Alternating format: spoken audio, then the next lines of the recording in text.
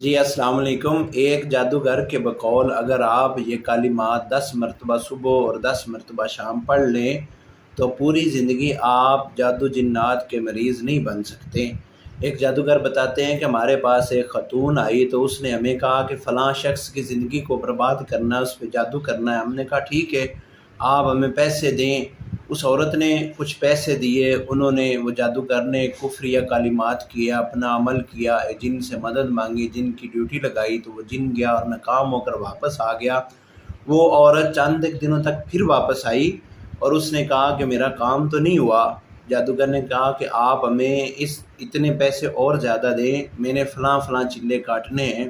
تو اس عورت نے اس سے پہلے سے بھی زیادہ پیسے دیے۔ جادو نے کفریہ کلمات کیے، چلے کاٹے، لیکن جن ناکام ہو کر واپس آ گیا۔ جادوگر نے پوچھا کہ آخر کیا وجہ ہے، اس بندے پہ یہ جادو اثر کیوں نہیں کر رہا؟ تو وہ جن کہنے لگا کہ وہ بندے کی روٹین ہے کہ وہ صبح اور شام 10 مرتبہ لا الہ الا اللہ وحدہ لا شریک لہ لہ الملک و لہ الحمد یحیی و یمیت وہو علی کل شیء قدیر۔